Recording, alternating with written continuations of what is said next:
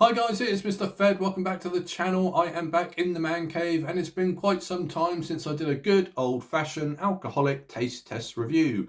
We are middle-aged and on this channel we do like our alcohol. And on occasion I do like to give a little taste test review on some of the weird and the wacky. And it probably doesn't get any weirder or wackier than alcoholic Dandelion and Burdock.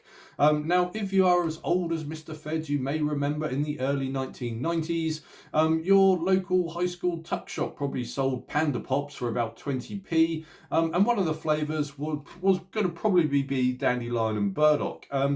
It's a flavour that kind of I associate with those god-awful soda streams in the 80s. Do you remember you had to carbonate your own tap water and then pour in some flavoured syrup?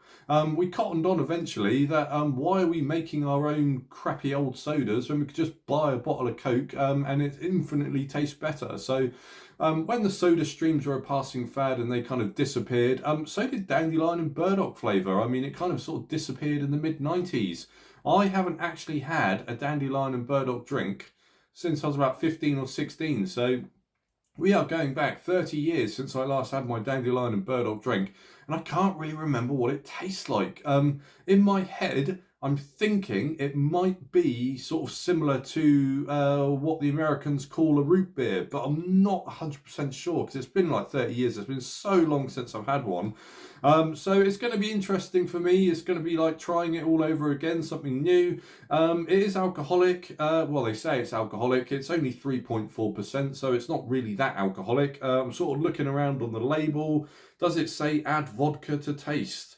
No, it doesn't say add vodka to taste, so I guess we just have to accept that it is 3.4%. If you've watched my channel before, then you will know I don't really like my Alco Pops or my beer to be less than 5. However, in the days and the age of drinkflation, where companies are removing alcohol from your favourite drinks in order to pay less tax, finding a drink that is actually 5% and above is like finding a unicorn. So I think that's enough talking now. I think we just need to get straight into the drinking and pop the top off this alcoholic Dandelion and Burdock and see what it's all about, shall we? So I bought this from a store called B&M. It's one of those kind of cheapy pound house stores. And B&M are just notorious for selling all sorts of weird, wacky and wonderful stuff.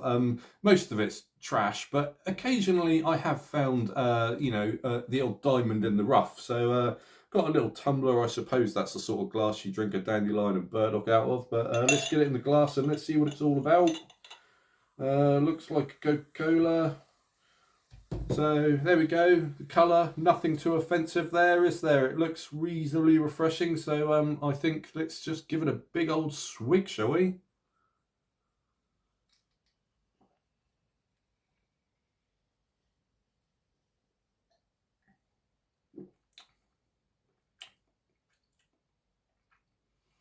Mmm.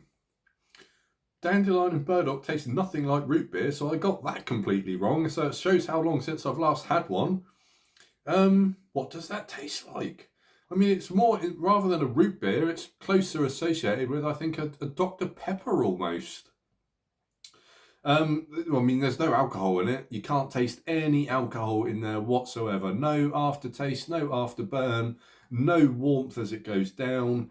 It is basically it's a sweet Coke in my opinion. It's a sweet Coke. I don't understand why you would buy one of these rather than just mixing your own vodka and Coke, because there's absolutely no booze in this whatsoever. So let's have a good go. Let's see if we can get some of those trace amounts of alcohol in here. Let's have a go.